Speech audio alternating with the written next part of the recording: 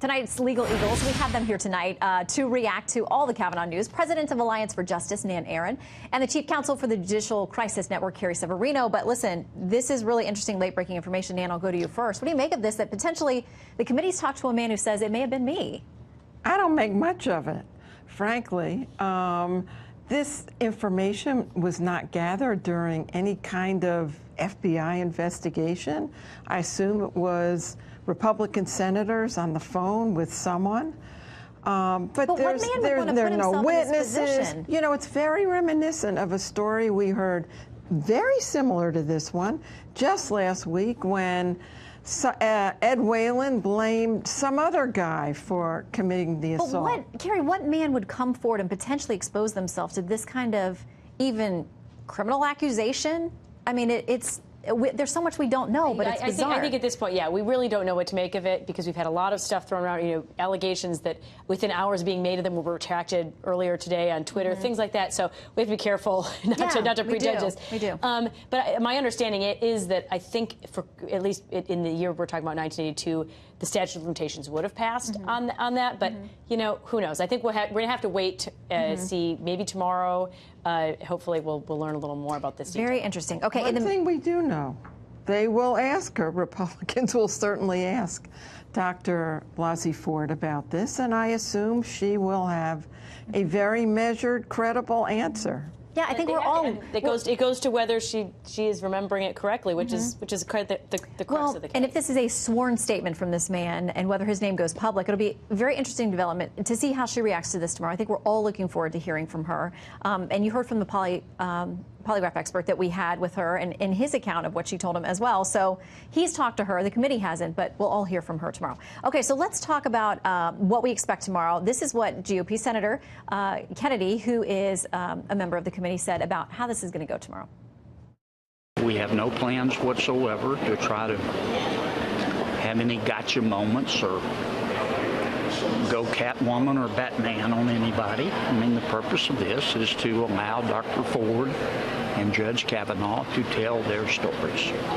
And her team negotiated this around the clock with the Senate Judiciary Committee. This is what they've arrived at. Do you feel tomorrow will be a fair process? Are you satisfied that we're going to get to hear from everybody and hear both sides?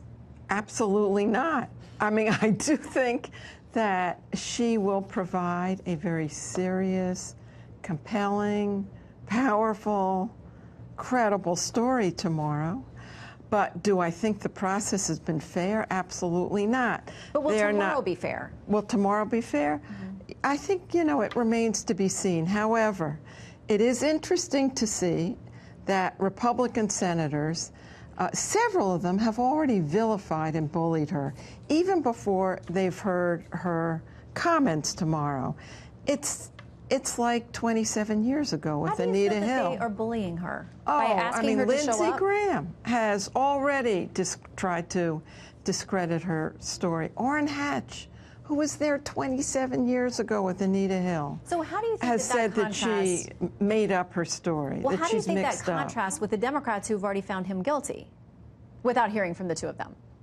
Well, look, I think there's actually a lot of space between saying this story doesn't add up as to Brett Kavanaugh and saying that I don't think anyone's saying she's making this stuff up. I think it's a matter of we're talking about 30-some years ago, and memories, you know, could have been confused at the time, could fade. So I do think that this is going to be an opportunity to hear from both sides. I'm excited to hear that it's not going to just be 21 different senators questioning. I wish both sides had gone the route of having an experienced person have a coherent line of questioning. But I think it's going to be very valuable to finally have a chance to go through this. No, this hasn't been a fair process. The fair process would have been to follow the regular order, like Senator Feinstein did not do, to call for a confidential investigation that would have protected Dr. Ford, that would have protected Judge Kavanaugh's reputation.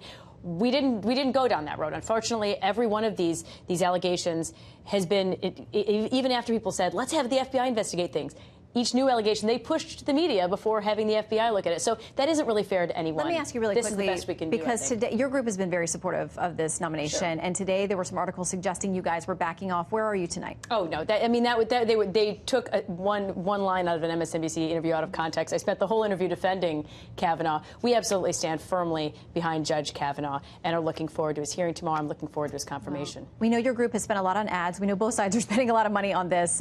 It's not like anything I think we've ever seen before, but we'll see it anew tomorrow. Starting at 9 a.m., we got coverage. Thank you both for coming in. Thank you.